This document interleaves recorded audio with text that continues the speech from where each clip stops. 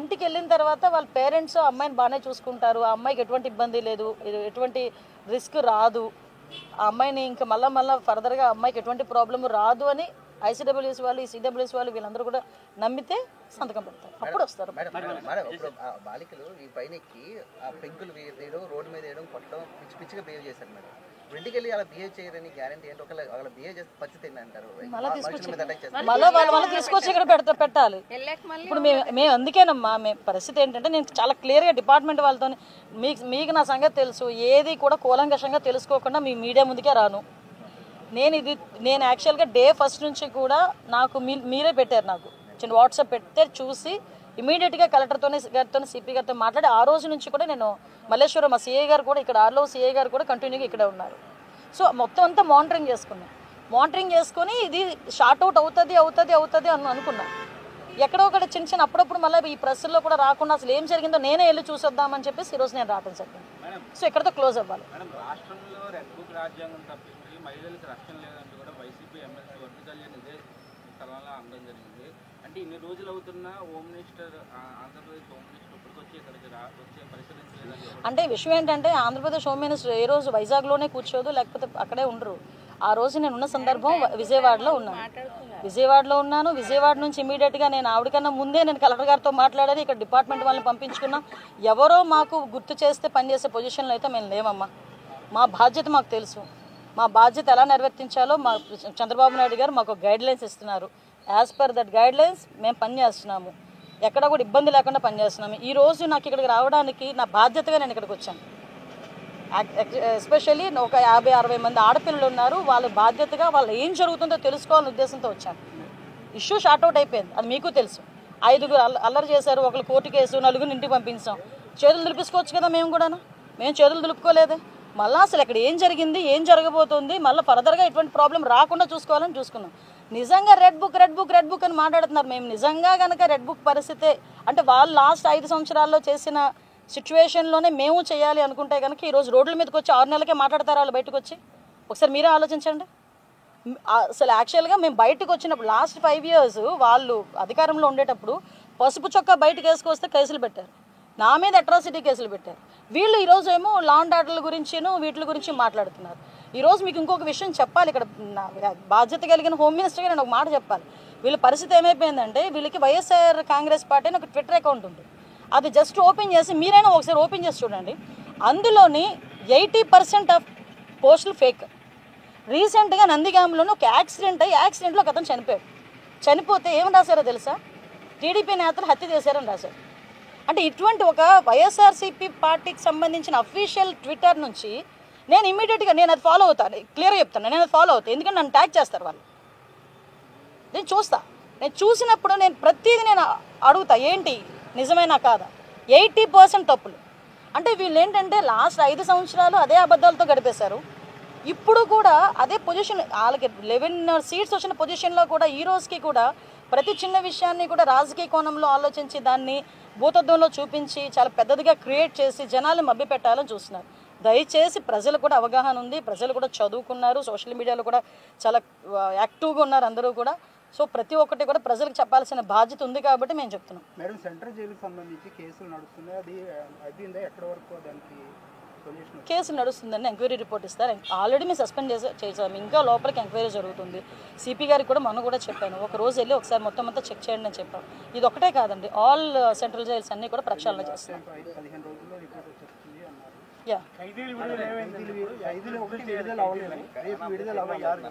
యాక్చువల్గా ఒక చిన్న ఇష్యూ నడుస్తుందండి, కోర్టు ఇష్యూ నడుస్తుంది, దానివల్ల నాగింది.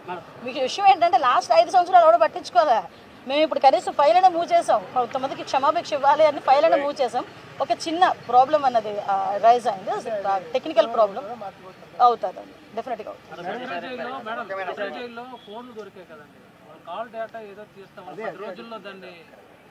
కొన్ని మాకు కూడా కొన్ని కాదండి, కొన్ని మాకు కూడా ప్రైవసీ యాంగిల్స్ ఉంటాయి. కొన్ని అన్నీ కూడా ఓపెన్గా ప్రెస్ ముందు చెప్పలేం కదా. ప్రెస్ ముందు చెప్పే రోజు వచ్చినప్పుడు డెఫినెట్గా మాట్లాడతాం. డిపార్ట్మెంట్ కాదు, అన్ని all departments, especially all departments. Wait అది అతను అడిగారు ఏదో క్వశ్చన్, అది సమాధానం చెప్పలేండి. మీ ఒక్కరికే సమాధానం చెప్పాలంటే మన ఇద్దరం తర్వాత మాట్లాడేసుకుందాం. మీరు అడిగారు యాక్చువల్గా ఆ కాల్ రికార్డ్స్ ఎక్కడి నుంచి వచ్చినాయి, ఏ ఫోన్ నుంచి వచ్చినాయి, ఇవన్నీ కూడా డేటా కలెక్ట్ చేస్తున్నారు. ఇవన్నీ కూడా కూలంకషంగా మాకు అన్ని నిర్ధారణ అయిన తర్వాత అప్పుడు డిపార్ట్మెంట్ వాళ్ళు వచ్చి కూర్చొని మాట్లాడతారు.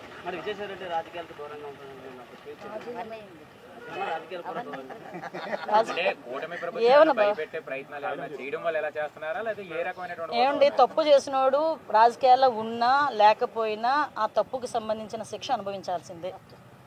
అర్థమైందా? అది తప్పు చేసిన ఎవరికైనా రాజకీయాల్లో ఉన్నా, రాజకీయాలు మానేసైనా సన్యాసం తీసేసుకున్నానని చెప్పి కాషాయం ధరించేసినా కూడా తప్పు చేశాడంటే కనుక డెఫినెట్గా శిక్ష పడాల్సిందే.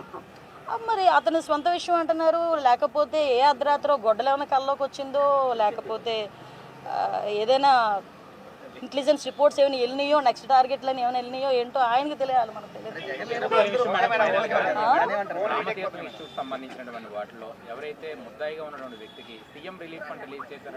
ఏంటి ఆ రోజే మాట్లాడాను స్వామి. విషయం ఏంటంటే ముందు మీరు గ్రహించండి. అసలు నేనేమంటానంటే పొలిటికల్ లీడర్లుగా మేము బోల్డ్ మాట్లాడతాం, ఓకే, కానీ మీరు వేసేటప్పుడు అది నిజమా కాదా అనేది కూడా వాళ్ళని కూడా క్వశ్చన్ చేయాలి. నేను విజయనగరంలో ప్రెస్ మీట్ పెట్టినప్పుడు కూడా చెప్పా, అతను ముద్దాయి కాదు, విట్నెస్. అతని విట్నెస్ నా దగ్గర రిపోర్ట్ కూడా ఉంది. ఆ విట్నెస్ కూడా ఎవరంటే ఆయన ఆ చెరువులోని ఏదైతే నీళ్లు తోయడానికి వచ్చిన ఇంజిన్ ప్రొవైడ్ చేసిన వాడు. అట్ ద సేమ్ టైం ఆయన ఒక ఆటో డ్రైవర్, ఆయన ఒక విట్నెస్. ఆయన అది అలా మొత్తం నీళ్ళంతా తీసేసిన తర్వాత నీళ్లు తోడినందుకు గాను గవర్నమెంట్ వాళ్ళు, పోలీస్ డిపార్ట్మెంట్ వాళ్ళు అతనికి 1000 రూపాయల బజానా కూడా ఇచ్చారు. అదంతా కూడా విట్నెస్ కూడా ఇచ్చారు. అది Chandaka Suribabu, I think so. నా దగ్గర ఆర్డర్ విట్నెస్ ఏం మాట్లాడాడో కూడా ఉంది, మీకు పంపించమంటే పంపిస్తాను.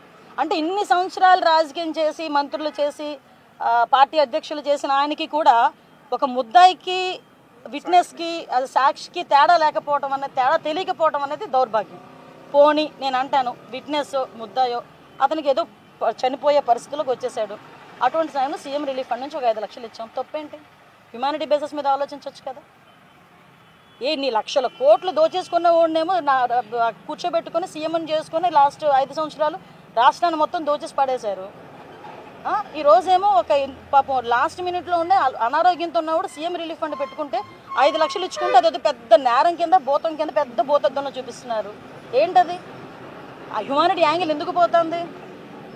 నిన్న కూడా అంటే వాళ్ళు బురద ఎలా జల్లుతారంటే, నిన్న దావోస్ నుంచి చంద్రబాబు నాయుడు గారు, లోకేష్ గారు వస్తే ఇక్కడ నుంచి తెగ బయటకు వచ్చి మాట్లాడుతున్నారు. అదే దావోస్ 4 సార్లు అక్కడ సబ్మిట్ జరిగితే ఒకసారి వెళ్ళి తర్వాత నుంచి ఆ ఒక్కసారి వెళ్ళిన రోజు కూడా తిన్నాల్లో తప్పిపోయిన కుర్రోడ్లాగేమో బిత్తర చూపులు చూసుకొని ఏం మాట్లాడాలో తెలియక ఇట్స్ వెరీ లెంతీ క్వశ్చన్ అని చెప్పి మాట్లాడి బయటకు వచ్చేసారు. మళ్ళీ ఎందుకు వెళ్ళలేదయ్యా అని అడిగితే అబ్బోబ్బో చలి -5 డిగ్రీలు, స్నానం చేయలేము, మా గడ్డ కట్టేసింది, మా సెక్రటరీ పడిపోయాడని చెప్పి కబుర్లు ఆడారు. మరి ఇంకేం చేసావయ్యా అంటే గుడ్ అంటారు. వీళ్ళు కూడా బయటకు వచ్చి చంద్రబాబు నాయుడు గారి గురించి, అరే అక్కడికి వెళ్ళిన తర్వాత చంద్రబాబు నాయుడు గారు, లోకేష్ గారు నిజంగా 3 రోజుల పాటు మనకు ఉన్న భౌగోళిక అంశాలు ఎలా ఉన్నాయి, మన కోస్టల్ ఏరియా ఎంత ఉంది, ఏ పెట్టుబడులు పెడితే ఇక్కడ వాళ్ళకి లాభాలు చేకూరుతాయి, వాళ్ళకి ఎటువంటి ఫెసిలిటీస్ కావాలని ఇస్తామని బిల్ గేట్స్ లాంటి వ్యక్తే ఈరోజు ఆ రోజు చంద్రబాబు నాయుడు గారితో కలిసి కూర్చొని మాట్లాడుకొని ఆయన విడుదల చేయబోయే పుస్తకాన్ని చంద్రబాబు నాయుడు గారికి బహుకరిస్తే దేశం అంతా గర్వించదగ్గ సిచ్యువేషన్ని వీళ్ళేమో ఈ రకంగా మాట్లాడుతున్నారు. అది వీళ్ళ పరిస్థితులు. Thank you. చాలా మరి నీ మరి 24 గంటలు కూర్చోబెడతావు. ఆయన అడగండి. నో నో నో నో అందుకే నాకు కొన్ని తెలుసు, నాకు తెలుసు కదండి. లేదు, అందుకే స్టాఫ్ అందరినీ దూరం పెట్టి నేను ఈ మేడం ఇద్దరమే కలిసి కూర్చొని వాళ్ళు ఏం లేదు, మా ఇంటికి పంపించండి, మేము వెళ్ళిపోతాం. సో జనరల్గా ఉన్న ఆలోచనే అది, వాళ్ళకి ఇంటికి పంపించేస్తే వెళ్ళిపోతామని. కానీ వాళ్ళు ఇంటికి పంపించాలి అనుకుంటే గవర్నమెంట్ దగ్గర నుంచి ఒక ఆర్డర్ రావాలి. అది గవర్నమెంట్ ఎప్పుడు ఇస్తుందంటే ఆ ఇంటికి వెళ్ళిన తర్వాత వాళ్ళ పేరెంట్స్ అమ్మాయిని బాగానే చూసుకుంటారు, ఆ అమ్మాయికి ఎటువంటి ఇబ్బంది లేదు, ఎటువంటి రిస్క్ రాదు, ఆ అమ్మాయిని ఇంకా మళ్ళీ ఫర్దర్గా అమ్మాయికి ఎటువంటి ప్రాబ్లం రాదు అని ఐసీడబ్ల్యూఎస్ వాళ్ళు, ఈ సిడబ్ల్యూఎస్ వాళ్ళు వీళ్ళందరూ కూడా నమ్మితే సంతకం పెడతారు, అప్పుడు వస్తారు. బాలికలు ఈ పైన ఎక్కి ఆ పెంకులు వేయడం, రోడ్డు మీద వేయడం, కొట్టడం, పిచ్చి పిచ్చిగా బిహేవ్ చేశారు మేడం. ఇంటికి వెళ్ళి అలా బిహేవ్ చేయరని గ్యారంటీ ఏంటి? ఒకవేళ బిహేవ్ చేసే పరిస్థితి ఏంటంటారు? మళ్ళీ తీసుకొచ్చి ఇక్కడ పెట్టాలి. ఇప్పుడు మేము అందుకేనమ్మా మేము పరిస్థితి ఏంటంటే నేను చాలా క్లియర్గా డిపార్ట్మెంట్ వాళ్ళతో మీకు నా సంగతి తెలుసు, ఏది కూడా కూలంకషంగా తెలుసుకోకుండా మీ మీడియా ముందుకే రాను. నేను యాక్చువల్గా డే ఫస్ట్ నుంచి కూడా నాకు మీరే పెట్టారు, నాకు చిన్న వాట్సాప్ పెడితే చూసి ఇమీడియట్గా కలెక్టర్తో సిపి గారితో మాట్లాడి ఆ రోజు నుంచి కూడా నేను మల్లేశ్వరం మా సిఐ గారు కూడా ఇక్కడ ఆర్లో సిఐ గారు కూడా కంటిన్యూగా ఇక్కడ ఉన్నారు.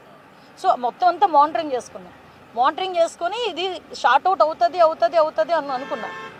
ఎక్కడో ఒకటి చిన్న అప్పుడప్పుడు మళ్ళీ ఈ ప్రెస్లో కూడా రాకుండా అసలు ఏం జరిగిందో నేనే వెళ్ళి చూసొద్దామని చెప్పేసి ఈరోజు నేను రావడం జరిగింది. సో ఇక్కడతో క్లోజ్ అవ్వాలి. రాష్ట్రంలో రెడ్ బుక్ రాజ్యాంగం తప్పించి మహిళలకు రక్షణ లేదంటూ కూడా వైసీపీ ఎమ్మెల్సీ వర్గ కళ్యాణ్ ఇదే స్థలంలో అందడం జరిగింది. అంటే ఇన్ని రోజులు అవుతున్నా home minister Andhra Pradesh home minister ఇప్పటికొచ్చి ఇక్కడికి వచ్చే పరిశీలించలేదంటే అంటే విషయం ఏంటంటే ఆంధ్రప్రదేశ్ హోమ్ మినిస్టర్ ఏ రోజు వైజాగ్లోనే కూర్చోదు, లేకపోతే అక్కడే ఉండరు. ఆ రోజు నేను ఉన్న సందర్భం విజయవాడలో ఉన్నాను. విజయవాడ నుంచి ఇమీడియట్గా నేను ఆవిడకన్నా ముందే నేను కలెక్టర్ గారితో మాట్లాడాను. ఇక్కడ డిపార్ట్మెంట్ వాళ్ళని పంపించుకున్నా. ఎవరో మాకు గుర్తు చేస్తే పనిచేసే పొజిషన్లో అయితే మేము లేమమ్మా. మా బాధ్యత మాకు తెలుసు. మా బాధ్యత ఎలా నిర్వర్తించాలో మా చంద్రబాబు నాయుడు గారు మాకు గైడ్లైన్స్ ఇస్తున్నారు. యాజ్ పర్ దట్ గైడ్లైన్స్ మేము పనిచేస్తున్నాము. ఎక్కడ కూడా ఇబ్బంది లేకుండా పనిచేస్తున్నాము. ఈరోజు నాకు ఇక్కడికి రావడానికి నా బాధ్యతగా నేను ఇక్కడికి వచ్చాను. ఎస్పెషల్లీ ఒక 50-60 మంది ఆడపిల్లలు ఉన్నారు. వాళ్ళ బాధ్యతగా వాళ్ళు ఏం జరుగుతుందో తెలుసుకోవాలనే ఉద్దేశంతో వచ్చాను. ఇష్యూ షార్ట్అవుట్ అయిపోయింది, అది మీకు తెలుసు. 5 అల్లరి చేశారు, ఒకళ్ళు కోర్టు కేసు, 4 ఇంటికి పంపించాం. చేతులు దులిపించుకోవచ్చు కదా మేము కూడా. మేము చేతులు దులుపుకోలేదే. మళ్ళీ అసలు ఇక్కడ ఏం జరిగింది, ఏం జరగబోతుంది, మళ్ళీ ఫర్దర్గా ఎటువంటి ప్రాబ్లం రాకుండా చూసుకోవాలని చూసుకున్నాం. నిజంగా రెడ్ బుక్ అని మాట్లాడుతున్నారు. మేము నిజంగా కనుక రెడ్ బుక్ పరిస్థితే అంటే వాళ్ళు లాస్ట్ 5 సంవత్సరాల్లో చేసిన సిచ్యువేషన్లోనే మేము చేయాలి అనుకుంటే కనుక ఈరోజు రోడ్ల మీదకి వచ్చి 6 నెలలకే మాట్లాడతారు వాళ్ళు బయటకు వచ్చి. ఒకసారి మీరే ఆలోచించండి. అసలు యాక్చువల్గా మేము బయటకు వచ్చినప్పుడు లాస్ట్ 5 years వాళ్ళు అధికారంలో ఉండేటప్పుడు పసుపు చొక్కా బయటకు వేసుకొస్తే కేసులు పెట్టారు. నా మీద అట్రాసిటీ కేసులు పెట్టారు. వీళ్ళు ఈరోజు ఏమో లా అండ్ ఆర్డర్ల గురించిను వీటి గురించి మాట్లాడుతున్నారు. ఈరోజు మీకు ఇంకొక విషయం చెప్పాలి. ఇక్కడ బాధ్యత కలిగిన హోమ్ మినిస్టర్గా నేను ఒక మాట చెప్పాలి. వీళ్ళ పరిస్థితి ఏమైపోయిందంటే వీళ్ళకి వైఎస్ఆర్ కాంగ్రెస్ పార్టీ అని ఒక ట్విట్టర్ అకౌంట్ ఉంది. అది జస్ట్ ఓపెన్ చేసి మీరైనా ఒకసారి ఓపెన్ చేసి చూడండి. అందులోని 80% ఆఫ్ పోస్టులు ఫేక్. రీసెంట్గా నందిగాంలోనే ఒక యాక్సిడెంట్లో ఒక అతను చనిపోయాడు. చనిపోతే ఏమని రాశారో తెలుసా? టీడీపీ నేతలు హత్య చేశారని రాశారు. అంటే ఇటువంటి ఒక వైఎస్ఆర్సీపీ పార్టీకి సంబంధించిన అఫీషియల్ ట్విట్టర్ నుంచి నేను ఇమ్మీడియట్గా నేను అది ఫాలో అవుతాను. క్లియర్గా చెప్తాను, నేను అది ఫాలో అవుతాను. ఎందుకంటే నన్ను ట్యాగ్ చేస్తారు వాళ్ళు. నేను చూసినప్పుడు నేను ప్రతిదీ నేను అడుగుతా, ఏంటి నిజమేనా కాదా. 80% తప్పులు. అంటే వీళ్ళు ఏంటంటే లాస్ట్ 5 సంవత్సరాలు అదే అబద్ధాలతో గడిపేశారు. ఇప్పుడు కూడా అదే పొజిషన్, వాళ్ళకి 11 seats వచ్చిన పొజిషన్లో కూడా ఈ రోజుకి కూడా ప్రతి చిన్న విషయాన్ని కూడా రాజకీయ కోణంలో ఆలోచించి దాన్ని భూతత్వంలో చూపించి చాలా పెద్దదిగా క్రియేట్ చేసి జనాలు మభ్యపెట్టాలని చూస్తున్నారు. దయచేసి ప్రజలు కూడా అవగాహన ఉంది, ప్రజలు కూడా చదువుకున్నారు, సోషల్ మీడియాలో కూడా చాలా యాక్టివ్గా ఉన్నారు అందరూ కూడా. సో ప్రతి ఒక్కటి కూడా ప్రజలకు చెప్పాల్సిన బాధ్యత ఉంది కాబట్టి మేము చెప్తున్నాం. మేడం, సెంట్రల్ జైలుకి సంబంధించి కేసులు నడుస్తున్నాయి, అది అయిపోయిందా? ఎక్కడ వరకు దానికి సొల్యూషన్? కేసులు నడుస్తుందని ఎంక్వైరీ రిపోర్ట్ ఇస్తారు. ఆల్రెడీ మేము సస్పెండ్ చేసాము, ఇంకా లోపలికి ఎంక్వైరీ జరుగుతుంది. సిపి గారికి కూడా మనం కూడా చెప్పాను, ఒక రోజు వెళ్ళి ఒకసారి మొత్తం అంతా చెక్ చేయండి అని చెప్పాం. ఇది ఒకటే కాదండి, ఆల్ సెంట్రల్ జైల్స్ అన్నీ కూడా ప్రక్షాళన చేస్తాం. 15 రోజుల్లో రిపోర్ట్ వచ్చేస్తుంది అన్నారు.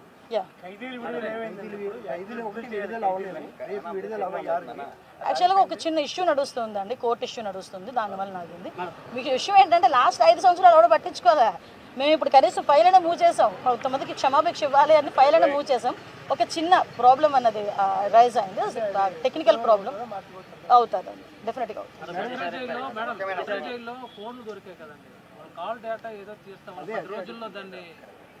కొన్ని మాకు కూడా కొన్ని కాదండి, కొన్ని మాకు కూడా ప్రైవసీ యాంగిల్స్ ఉంటాయి. కొన్ని అన్నీ కూడా ఓపెన్గా ప్రెస్ ముందు చెప్పలేం కదా. ప్రెస్ ముందు చెప్పే రోజు వచ్చినప్పుడు డెఫినెట్గా మాట్లాడతాం. డిపార్ట్మెంట్ కాదు, అన్ని all departments, especially all departments. Wait అది అతను అడిగారు ఏదో క్వశ్చన్, అది సమాధానం చెప్పలేండి. మీ ఒక్కరికే సమాధానం చెప్పాలంటే మన ఇద్దరం తర్వాత మాట్లాడుకుందాం. మీరు అడిగారు యాక్చువల్గా ఆ కాల్ రికార్డ్స్ ఎక్కడి నుంచి వచ్చినాయి, ఏ ఫోన్ నుంచి వచ్చినాయి, ఇవన్నీ కూడా డేటా కలెక్ట్ చేస్తున్నారు. ఇవన్నీ కూడా కూలంకషంగా ఒక మాకు అన్ని నిర్ధారణ అయిన తర్వాత అప్పుడు డిపార్ట్మెంట్ వాళ్ళు వచ్చి కూర్చొని మాట్లాడతారు.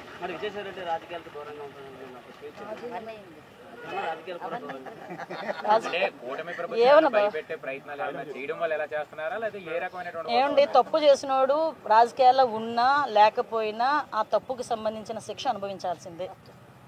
అర్థమైందా? అది తప్పు చేసినోడు ఎవరికైనా రాజకీయాల్లో ఉన్నా, రాజకీయాలు మానేసైనా సన్యాసం తీసేసుకున్నానని చెప్పి కాషాయం ధరించేసినా కూడా తప్పు చేశాడంటే కనుక డెఫినెట్గా శిక్ష పడాల్సిందే.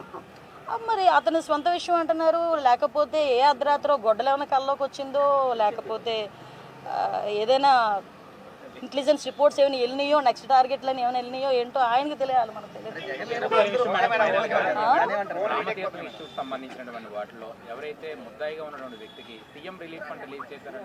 ఏంటి ఆ రోజే మాట్లాడాను స్వామి. విషయం ఏంటంటే అసలు విషయం ఏంటంటే ముందు మీరు గ్రహించండి. అసలు నేనేమంటానంటే పొలిటికల్ లీడర్లుగా మేము బోల్డ్ మాట్లాడతాం, ఓకే, కానీ మీరు వేసేటప్పుడు అది నిజమా కాదా అనేది కూడా వాళ్ళని కూడా క్వశ్చన్ చేయాలి. నేను విజయనగరంలో ప్రెస్ మీట్ పెట్టినప్పుడు కూడా చెప్పా, అతను ముద్దాయి కాదు, విట్నెస్. అతను విట్నెస్, నా దగ్గర రిపోర్ట్ కూడా ఉంది. ఆ విట్నెస్ కూడా ఎవరంటే ఆయన ఆ చెరువులోని ఏదైతే నీళ్లు తోయడానికి వచ్చిన ఇంజిన్ ప్రొవైడ్ చేసిన వాడు, అట్ ద సేమ్ టైం ఆయన ఒక ఆటో డ్రైవర్, ఆయన ఒక విట్నెస్. ఆయన అది ఎలా మొత్తం నీళ్ళంతా తీసేసిన తర్వాత నీళ్లు తోడినందుకు గాను గవర్నమెంట్ వాళ్ళు, పోలీస్ డిపార్ట్మెంట్ వాళ్ళు అతనికి 1000 రూపాయల బజానా కూడా ఇచ్చారు. అదంతా కూడా విట్నెస్ కూడా ఇచ్చారు. అది Chandaka Suribabu, I think so. నా దగ్గర ఆర్డర్ కా విట్నెస్ ఏం మాట్లాడాడో కూడా ఉంది, మీకు పంపించమంటే పంపిస్తాను. అంటే ఇన్ని సంవత్సరాలు రాజకీయం చేసి, మంత్రులు చేసి, పార్టీ అధ్యక్షులు చేసిన ఆయనకి కూడా ఒక ముద్దాయికి, విట్నెస్కి, అది సాక్షికి తేడా లేకపోవడం అనేది, తేడా తెలియకపోవడం అనేది దౌర్భాగ్యం. పోనీ నేను అంటాను, విట్నెస్ ముద్దాయో అతనికి ఏదో చనిపోయే పరిస్థితుల్లోకి వచ్చేసాడు, అటువంటి సమయంలో సీఎం రిలీఫ్ ఫండ్ నుంచి ఒక 5 లక్షలు ఇచ్చాం. తప్పేంటి? హ్యుమానిటీ బేసిస్ మీద ఆలోచించవచ్చు కదా.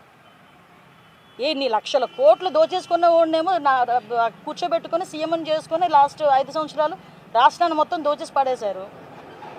ఈరోజేమో ఒక పాపం లాస్ట్ మినిట్లో ఉండే అనారోగ్యంతో ఉన్నవాడు సీఎం రిలీఫ్ ఫండ్ పెట్టుకుంటే 5 లక్షలు ఇచ్చుకుంటే అది పెద్ద నేరం కింద, భూతం కింద, పెద్ద భూతద్దంలో చూపిస్తున్నారు. ఏంటది? ఆ హ్యుమానిటీ యాంగిల్ ఎందుకు పోతుంది? నిన్న కూడా అంటే వాళ్ళు బురద ఎలా జల్లుతారంటే, నిన్న దావోస్ నుంచి చంద్రబాబు నాయుడు గారు, లోకేష్ గారు వస్తే ఇక్కడ నుంచి తెగ బయటకు వచ్చి మాట్లాడుతున్నారు.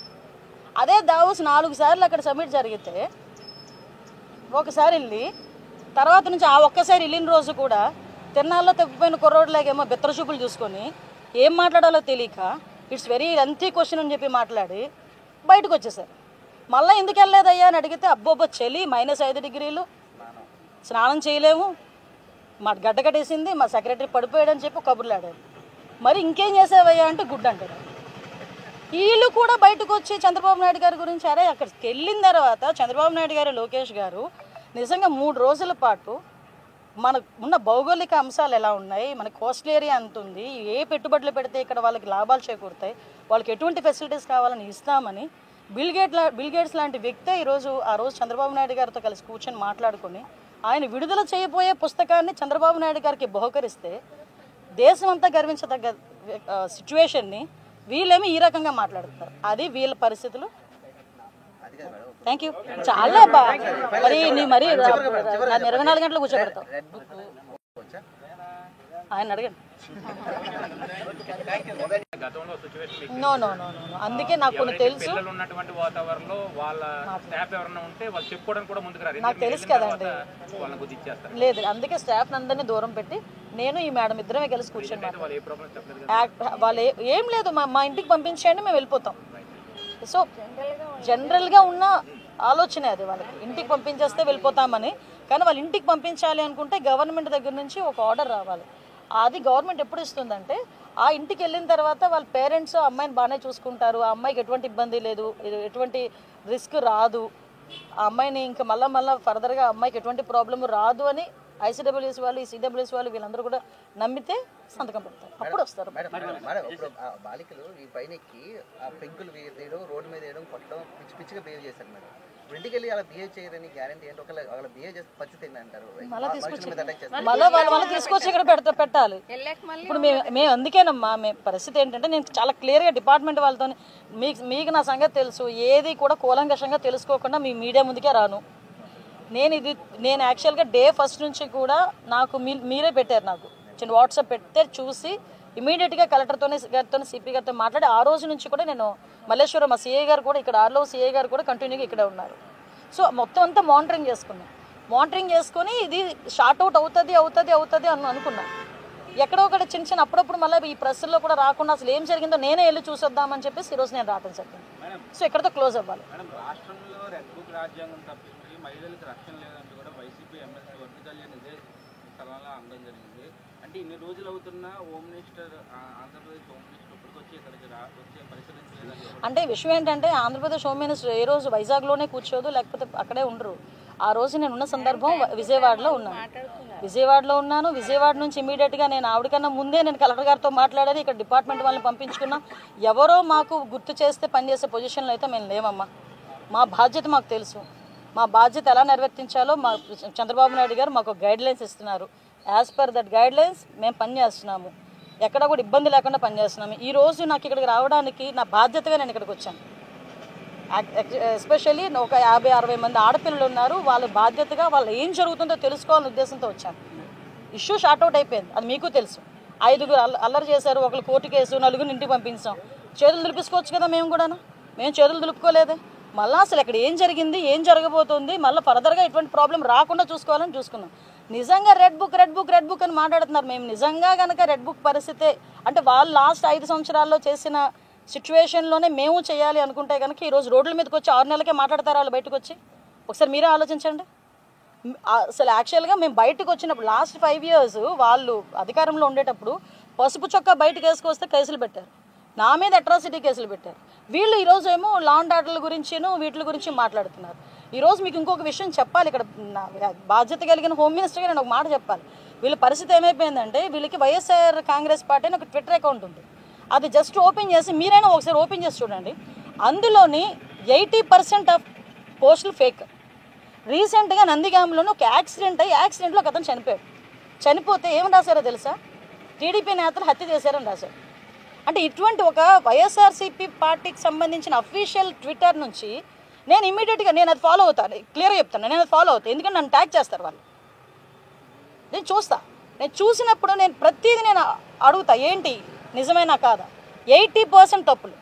అంటే వీళ్ళు ఏంటంటే లాస్ట్ 5 సంవత్సరాలు అదే అబద్ధాలతో గడిపేశారు. ఇప్పుడు కూడా అదే పొజిషన్, వాళ్ళకి 11 సీట్స్ వచ్చిన పొజిషన్లో కూడా ఈ రోజుకి కూడా ప్రతి చిన్న విషయాన్ని కూడా రాజకీయ కోణంలో ఆలోచించి దాన్ని భూతద్దంలో చూపించి చాలా పెద్దదిగా క్రియేట్ చేసి జనాలు మభ్యపెట్టాలని చూస్తున్నారు. దయచేసి ప్రజలు కూడా అవగాహన ఉంది, ప్రజలు కూడా చదువుకున్నారు, సోషల్ మీడియాలో కూడా చాలా యాక్టివ్గా ఉన్నారు అందరూ కూడా. సో ప్రతి ఒక్కటి కూడా ప్రజలకు చెప్పాల్సిన బాధ్యత ఉంది కాబట్టి మేము చెప్తున్నాం. మేడం, సెంట్రల్ జైలుకి సంబంధించి కేసులు నడుస్తున్నాయి, అది అయిపోయిందా? ఎక్కడ వరకు దానికి సొల్యూషన్? కేసులు నడుస్తుందని ఎంక్వైరీ రిపోర్ట్ ఇస్తారు. ఆల్రెడీ మేము సస్పెండ్ చేసాము, ఇంకా లోపలికి ఎంక్వైరీ జరుగుతుంది. సిపి గారికి కూడా మొన్న కూడా చెప్పాను, ఒక రోజు వెళ్ళి ఒకసారి మొత్తం అంతా చెక్ చేయండి అని చెప్పాను. ఇది ఒకటే కాదండి, ఆల్ సెంట్రల్ జైల్స్ అన్నీ కూడా ప్రక్షాళన చేస్తాం. 15 రోజుల్లో రిపోర్ట్ వచ్చేస్తుంది అన్నారు.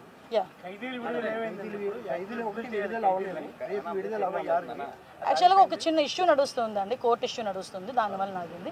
మీకు ఇష్యూ ఏంటంటే లాస్ట్ 5 సంవత్సరాలు ఎవడో పట్టించుకోలే.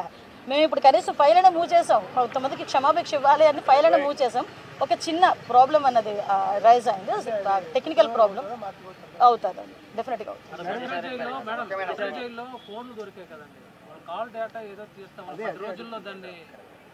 కొన్ని మాకు కూడా కొన్ని కాదండి, కొన్ని మాకు కూడా ప్రైవసీ యాంగిల్స్ ఉంటాయి. కొన్ని అన్నీ కూడా ఓపెన్గా ప్రెస్ ముందు చెప్పలేం కదా. ప్రెస్ ముందు చెప్పే రోజు వచ్చినప్పుడు డెఫినెట్గా మాట్లాడతాం. డిపార్ట్మెంట్ కాదు, అన్ని all departments, especially all departments. Wait అది అతను అడిగారు ఏదో క్వశ్చన్, అది సమాధానం చెప్పలేండి. మీ ఒక్కరికే సమాధానం చెప్పాలంటే మన ఇద్దరం తర్వాత మాట్లాడుకుందాం. మీరు అడిగారు యాక్చువల్గా ఆ కాల్ రికార్డ్స్ ఎక్కడి నుంచి వచ్చినాయి, ఏ ఫోన్ నుంచి వచ్చినాయి, ఇవన్నీ కూడా డేటా కలెక్ట్ చేస్తున్నారు. ఇవన్నీ కూడా కూలంకషంగా ఒక మాకు అన్ని నిర్ధారణ అయిన తర్వాత అప్పుడు డిపార్ట్మెంట్ వాళ్ళు వచ్చి కూర్చొని మాట్లాడతారు.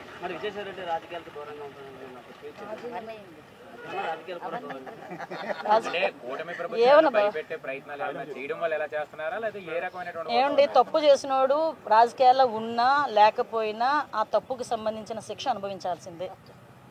అర్థమైందా? అది తప్పు చేసిన ఎవరికైనా రాజకీయాల్లో ఉన్నా, రాజకీయాలు మానేసైనా సన్యాసం తీసేసుకున్నానని చెప్పి కాషాయం ధరించేసినా కూడా తప్పు చేశాడంటే కనుక డెఫినెట్గా శిక్ష పడాల్సిందే. మరి అతని స్వంత విషయం అంటున్నారు, లేకపోతే ఏ అర్ధరాత్రో గొడ్డలేమైనా కల్లోకి వచ్చిందో, లేకపోతే ఏదైనా ఇంటెలిజెన్స్ రిపోర్ట్స్ ఏమైనా వెళ్ళినాయో, నెక్స్ట్ టార్గెట్లని ఏమైనా వెళ్ళినాయో ఏంటో ఆయనకి తెలియాలి, మనకు తెలియదు. సంబంధించినటువంటి వాటిలో ఎవరైతే ముద్దాయిగా ఉన్నటువంటి వ్యక్తికి సీఎం రిలీఫ్ ఫండ్ రిలీజ్ చేశారంటూ కూడా నేను ఆ రోజే మాట్లాడాను స్వామి. విషయం ఏంటంటే ఎలా చూడొచ్చుంటారు అసలు దాని గురించి? అసలు విషయం ఏంటంటే ముందు మీరు గ్రహించండి. అసలు నేను ఏమంటానంటే పొలిటికల్ లీడర్లుగా మేము బోల్డ్ మాట్లాడతాం, ఓకే, కానీ మీరు వేసేటప్పుడు అది నిజమా కాదా అనేది కూడా వాళ్ళని కూడా క్వశ్చన్ చేయాలి. నేను విజయనగరంలో ప్రెస్ మీట్ పెట్టినప్పుడు కూడా చెప్పా, అతను ముద్దాయి కాదు, విట్నెస్. అతను విట్నెస్, నా దగ్గర రిపోర్ట్ కూడా ఉంది. ఆ విట్నెస్ కూడా ఎవరంటే ఆయన ఆ చెరువులోని ఏదైతే నీళ్లు తోయడానికి వచ్చిన ఇంజిన్ ప్రొవైడ్ చేసిన వాడు, అట్ ద సేమ్ టైం ఆయన ఒక ఆటో డ్రైవర్, ఆయన ఒక విట్నెస్. ఆయన అది ఎలా మొత్తం నీళ్ళంతా తీసేసిన తర్వాత నీళ్లు తోడినందుకు గాను గవర్నమెంట్ వాళ్ళు, పోలీస్ డిపార్ట్మెంట్ వాళ్ళు అతనికి 1000 రూపాయల బజానా కూడా ఇచ్చారు. అదంతా కూడా విట్నెస్ కూడా ఇచ్చారు. అది Chandaka Suribabu, I think so. నా దగ్గర ఆర్డర్ కాపీ, విట్నెస్ ఏం మాట్లాడాడో కూడా ఉంది, మీకు పంపించమంటే పంపిస్తాను. అంటే ఇన్ని సంవత్సరాలు రాజకీయం చేసి, మంత్రులు చేసి, పార్టీ అధ్యక్షులు చేసిన ఆయనకి కూడా ఒక ముద్దాయికి, విట్నెస్కి, అది సాక్షికి తేడా లేకపోవడం అనేది, తేడా తెలియకపోవడం అనేది దౌర్భాగ్యం. పోనీ నేను అంటాను, విట్నెస్ ముద్దాయో అతనికి ఏదో చనిపోయే పరిస్థితుల్లోకి వచ్చేసాడు, అటువంటి సమయంలో సీఎం రిలీఫ్ ఫండ్ నుంచి ఒక 5 లక్షలు ఇచ్చాం. తప్పేంటి? హ్యుమానిటీ బేసిస్ మీద ఆలోచించవచ్చు కదా. ఎన్ని లక్షల కోట్లు దోచేసుకున్న వాడినేమో కూర్చోబెట్టుకొని సీఎం చేసుకొని లాస్ట్ 5 సంవత్సరాలు రాష్ట్రాన్ని మొత్తం దోచేసి పడేశారు. ఈరోజేమో ఒక పాపం లాస్ట్ మినిట్లో ఉండే అనారోగ్యంతో ఉన్నవాడు సీఎం రిలీఫ్ ఫండ్ పెట్టుకుంటే 5 లక్షలు ఇచ్చుకుంటే అది పెద్ద నేరం కింద, భూతం కింద పెద్ద భూతద్దంలో చూపిస్తున్నారు. ఏంటది? ఆ హ్యుమానిటీ యాంగిల్ ఎందుకు పోతుంది? నిన్న కూడా అంటే వాళ్ళు బురద ఎలా జల్లుతారంటే, నిన్న దావోస్ నుంచి చంద్రబాబు నాయుడు గారు, లోకేష్ గారు వస్తే ఇక్కడ నుంచి తెగ బయటకు వచ్చి మాట్లాడుతున్నారు. అదే దావోస్ 4 సార్లు అక్కడ సబ్మిట్ జరిగితే, ఒకసారి వెళ్ళి తర్వాత నుంచి ఆ ఒక్కసారి వెళ్ళిన రోజు కూడా తిన్నాల్లో తప్పిపోయిన కుర్రోడ్లాగేమో బిత్తర చూపులు చూసుకొని ఏం మాట్లాడాలో తెలియక ఇట్స్ వెరీ లెంతీ క్వశ్చన్ అని చెప్పి మాట్లాడి బయటకు వచ్చేసారు. మళ్ళీ ఎందుకు వెళ్ళలేదయ్యా అని అడిగితే, అబ్బోబ్బో చలి -5 డిగ్రీలు, స్నానం చేయలేము, మా గడ్డ కట్టేసింది, మా సెక్రటరీ పడిపోయాడని చెప్పి కబుర్లు ఆడారు. మరి ఇంకేం చేసావయ్యా అంటే గుడ్ అంటారు. వీళ్ళు కూడా బయటకు వచ్చి చంద్రబాబు నాయుడు గారి గురించి, అరే అక్కడికి వెళ్ళిన తర్వాత చంద్రబాబు నాయుడు గారు, లోకేష్ గారు నిజంగా 3 రోజుల పాటు మనకు ఉన్న భౌగోళిక అంశాలు ఎలా ఉన్నాయి, మన కోస్టల్ ఏరియా ఎంత ఉంది, ఏ పెట్టుబడులు పెడితే ఇక్కడ వాళ్ళకి లాభాలు చేకూరుతాయి, వాళ్ళకి ఎటువంటి ఫెసిలిటీస్ కావాలని ఇస్తామని బిల్ గేట్స్ లాంటి వ్యక్తే ఆ రోజు చంద్రబాబు నాయుడు గారితో కలిసి కూర్చొని మాట్లాడుకొని ఆయన విడుదల చేయబోయే పుస్తకాన్ని చంద్రబాబు నాయుడు గారికి బహుకరిస్తే దేశం అంతా గర్వించదగ్గ సిచ్యువేషన్ని వీళ్ళేమో ఈ రకంగా మాట్లాడుతున్నారు. అది వీళ్ళ పరిస్థితులు. Thank you. చాలా మరి నీ మరి 24 గంటలు కూర్చోబెడతావు. ఆయన అడగండి. నో నో నో నో అందుకే నాకు కొన్ని తెలుసు, నాకు తెలుసు కదండి. లేదు, అందుకే స్టాఫ్ అందరినీ దూరం పెట్టి నేను ఈ మేడం ఇద్దరమే కలిసి కూర్చొని వాళ్ళు ఏం లేదు, మా ఇంటికి పంపించేయండి, మేము వెళ్ళిపోతాం. సో జనరల్గా ఉన్న ఆలోచనే అది, వాళ్ళకి ఇంటికి పంపించేస్తే వెళ్ళిపోతామని. కానీ వాళ్ళు ఇంటికి పంపించాలి అనుకుంటే గవర్నమెంట్ దగ్గర నుంచి ఒక ఆర్డర్ రావాలి. అది గవర్నమెంట్ ఎప్పుడు ఇస్తుందంటే, ఆ ఇంటికి వెళ్ళిన తర్వాత వాళ్ళ పేరెంట్స్ అమ్మాయిని బాగానే చూసుకుంటారు, ఆ అమ్మాయికి ఎటువంటి ఇబ్బంది లేదు, ఎటువంటి రిస్క్ రాదు, ఆ అమ్మాయిని ఇంకా మళ్ళీ ఫర్దర్గా అమ్మాయికి ఎటువంటి ప్రాబ్లమ్ రాదు అని ICWS వాళ్ళు, ఈ CWS వాళ్ళు వీళ్ళందరూ కూడా నమ్మితే సంతకం పెడతారు, అప్పుడు వస్తారు. బాలికలు ఈ పైన ఎక్కి ఆ పెంకులు వేయడం, రోడ్డు మీద వేయడం, కొట్టడం, పిచ్చిగా బిహేవ్ చేశారు మేడం. ఇంటికి వెళ్ళి అలా బిహేవ్ చేయరని గ్యారంటీ ఏంటి? ఒకవేళ బిహేవ్ చేసే పరిస్థితి ఏంటంటారు? మళ్ళీ తీసుకొచ్చి ఇక్కడ పెట్టాలి. ఇప్పుడు మేము అందుకేనమ్మా, మేము పరిస్థితి ఏంటంటే, నేను చాలా క్లియర్గా డిపార్ట్మెంట్ వాళ్ళతో, మీకు నా సంగతి తెలుసు, ఏది కూడా కూలంకషంగా తెలుసుకోకుండా మీ మీడియా ముందుకే రాను. నేను యాక్చువల్గా డే ఫస్ట్ నుంచి కూడా నాకు మీరే పెట్టారు, నాకు చిన్న వాట్సాప్ పెడితే చూసి ఇమీడియట్గా కలెక్టర్తో గారితో CP గారితో మాట్లాడి ఆ రోజు నుంచి కూడా నేను మల్లేశ్వరం, మా CA గారు కూడా ఇక్కడ, ఆర్లో CA గారు కూడా కంటిన్యూగా ఇక్కడే ఉన్నారు. సో మొత్తం అంతా మానిటరింగ్ చేసుకొని ఇది షార్ట్ అవుట్ అవుతుంది అని అనుకున్నా. ఎక్కడో ఒకటి చిన్న అప్పుడప్పుడు మళ్ళీ ఈ ప్రెస్లో కూడా రాకుండా అసలు ఏం జరిగిందో నేనే వెళ్ళి చూసొద్దామని చెప్పేసి ఈరోజు నేను రావడం జరిగింది. సో ఇక్కడతో క్లోజ్ అవ్వాలి. రాష్ట్రంలో రెడ్ బుక్ రాజ్యాంగం తప్పించి మహిళలకు రక్షణ లేదంటూ కూడా వైసీపీ ఎమ్మెల్సీ వర్తి కళ్యాణ్ ఇదే స్థలంలో అనడం జరిగింది. అంటే ఇన్ని రోజులు అవుతున్న home minister, Andhra Pradesh home minister ఇప్పటికొచ్చి ఇక్కడికి వచ్చే పరిశీలించలేదంటే, అంటే విషయం ఏంటంటే ఆంధ్రప్రదేశ్ హోమ్ మినిస్టర్ ఏ రోజు వైజాగ్లోనే కూర్చోదు, లేకపోతే అక్కడే ఉండరు. ఆ రోజు నేను ఉన్న సందర్భం విజయవాడలో ఉన్నాను. విజయవాడ నుంచి ఇమీడియట్గా నేను ఆవిడకన్నా ముందే నేను కలెక్టర్ గారితో మాట్లాడాను. ఇక్కడ డిపార్ట్మెంట్ వాళ్ళని పంపించుకున్నాం. ఎవరో మాకు గుర్తు చేస్తే పనిచేసే పొజిషన్లో అయితే మేము లేవమ్మా. మా బాధ్యత మాకు తెలుసు. మా బాధ్యత ఎలా నిర్వర్తించాలో మా చంద్రబాబు నాయుడు గారు మాకు గైడ్లైన్స్ ఇస్తున్నారు. యాజ్ పర్ దట్ గైడ్లైన్స్ మేము పనిచేస్తున్నాము. ఎక్కడ కూడా ఇబ్బంది లేకుండా పనిచేస్తున్నాము. ఈరోజు నాకు ఇక్కడికి రావడానికి నా బాధ్యతగా నేను ఇక్కడికి వచ్చాను. ఎస్పెషల్లీ ఒక 50-60 మంది ఆడపిల్లలు ఉన్నారు. వాళ్ళ బాధ్యతగా వాళ్ళు ఏం జరుగుతుందో తెలుసుకోవాలనే ఉద్దేశంతో వచ్చాను. ఇష్యూ షార్ట్అవుట్ అయిపోయింది, అది మీకు తెలుసు. 5 అల్లరి చేశారు, ఒకళ్ళు కోర్టు కేసు, 4 ఇంటికి పంపించాం. చేతులు దులిపించుకోవచ్చు కదా మేము కూడా. మేము చేతులు దులుపుకోలేదే. మళ్ళీ అసలు ఇక్కడ ఏం జరిగింది, ఏం జరగబోతుంది, మళ్ళీ ఫర్దర్గా ఎటువంటి ప్రాబ్లం రాకుండా చూసుకోవాలని చూసుకున్నాం. నిజంగా రెడ్ బుక్ అని మాట్లాడుతున్నారు. మేము నిజంగా కనుక రెడ్ బుక్ పరిస్థితే అంటే వాళ్ళు లాస్ట్ 5 సంవత్సరాల్లో చేసిన సిచ్యువేషన్లోనే మేము చేయాలి అనుకుంటే కనుక ఈరోజు రోడ్ల మీదకి వచ్చి 6 నెలలకే మాట్లాడతారు వాళ్ళు బయటకు వచ్చి. ఒకసారి మీరే ఆలోచించండి. అసలు యాక్చువల్గా మేము బయటకు వచ్చినప్పుడు లాస్ట్ 5 years వాళ్ళు అధికారంలో ఉండేటప్పుడు పసుపు చొక్కా బయటకు వేసుకొస్తే కేసులు పెట్టారు. నా మీద అట్రాసిటీ కేసులు పెట్టారు. వీళ్ళు ఈరోజు ఏమో లా అండ్ ఆర్డర్ల గురించిను వీటి గురించి మాట్లాడుతున్నారు. ఈరోజు మీకు ఇంకొక విషయం చెప్పాలి. ఇక్కడ బాధ్యత కలిగిన హోమ్ మినిస్టర్గా నేను ఒక మాట చెప్పాలి. వీళ్ళ పరిస్థితి ఏమైపోయిందంటే వీళ్ళకి వైఎస్ఆర్ కాంగ్రెస్ పార్టీ అని ఒక ట్విట్టర్ అకౌంట్ ఉంది. అది జస్ట్ ఓపెన్ చేసి మీరైనా ఒకసారి ఓపెన్ చేసి చూడండి. అందులోని 80% ఆఫ్ పోస్టులు ఫేక్. రీసెంట్గా నందిగాంలోనే ఒక యాక్సిడెంట్లో ఒక అతను చనిపోయాడు. చనిపోతే ఏమని రాశారో తెలుసా? టీడీపీ నేతలు హత్య చేశారని రాశారు. అంటే ఇటువంటి ఒక వైఎస్ఆర్సీపీ పార్టీకి సంబంధించిన అఫీషియల్ ట్విట్టర్ నుంచి నేను ఇమీడియట్గా నేను అది ఫాలో అవుతాను. క్లియర్గా చెప్తాను, నేను అది ఫాలో అవుతాను. ఎందుకంటే నన్ను ట్యాగ్ చేస్తారు వాళ్ళు. నేను చూసినప్పుడు నేను ప్రతిదీ నేను అడుగుతా, ఏంటి నిజమేనా కాదా. 80% తప్పులు. అంటే వీళ్ళు ఏంటంటే లాస్ట్ 5 సంవత్సరాలు అదే అబద్ధాలతో గడిపేశారు. ఇప్పుడు కూడా అదే పొజిషన్, వాళ్ళకి 11 సీట్స్ వచ్చిన పొజిషన్లో కూడా ఈ రోజుకి కూడా ప్రతి చిన్న విషయాన్ని కూడా రాజకీయ కోణంలో ఆలోచించి దాన్ని భూతత్వంలో చూపించి చాలా పెద్దదిగా క్రియేట్ చేసి జనాలను మభ్యపెట్టాలని చూస్తున్నారు. దయచేసి ప్రజలు కూడా అవగాహన ఉంది, ప్రజలు కూడా చదువుకున్నారు, సోషల్ మీడియాలో కూడా చాలా యాక్టివ్గా ఉన్నారు అందరూ కూడా.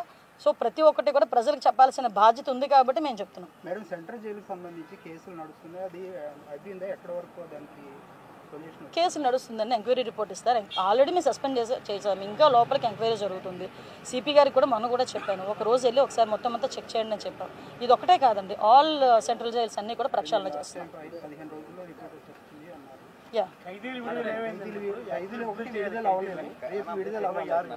యాక్చువల్గా ఒక చిన్న ఇష్యూ నడుస్తుందండి, కోర్టు ఇష్యూ నడుస్తుంది, దానివల్ల నాకుంది. మీకు ఇష్యూ ఏంటంటే లాస్ట్ 5 సంవత్సరాలు ఎవడో పట్టించుకోలే. మేము ఇప్పుడు కనీసం ఫైల్ అయినా మూవ్ చేసాం. కొంతమందికి క్షమాభిక్ష ఇవ్వాలి అని ఫైల్ అయినా మూవ్ చేసాం. ఒక చిన్న ప్రాబ్లం అన్నది రైజ్ అయింది, టెక్నికల్ ప్రాబ్లం అవుతుందండి, డెఫినెట్గా అవుతుంది.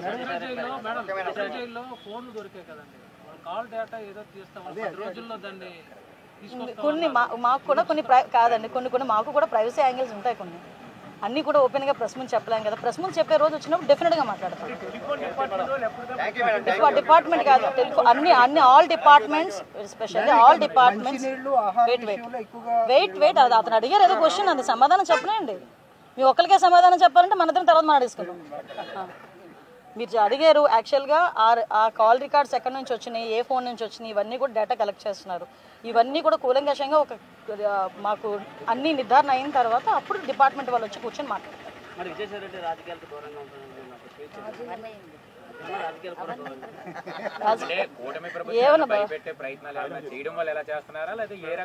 ఏమండి, తప్పు చేసినోడు రాజకీయాల్లో ఉన్నా లేకపోయినా ఆ తప్పుకు సంబంధించిన శిక్ష అనుభవించాల్సిందే. అర్థమైందా? అది తప్పు చేసిన ఎవరికైనా రాజకీయాల్లో ఉన్నా, రాజకీయాలు మానేసైనా సన్యాసం తీసేసుకున్నానని చెప్పి కాషాయం ధరించేసినా కూడా తప్పు చేశాడంటే కనుక డెఫినెట్గా శిక్ష పడాల్సిందే. మరి అతని సొంత విషయం అంటున్నారు, లేకపోతే ఏ అర్ధరాత్రో గొడ్డలేమైనా కల్లోకి వచ్చిందో, లేకపోతే ఏదైనా ఇంటెలిజెన్స్ రిపోర్ట్స్ ఏమైనా వెళ్ళినాయో, నెక్స్ట్ టార్గెట్లని ఏమైనా వెళ్ళినాయో ఏంటో ఆయనకి తెలియాలి, మనకు తెలియదు.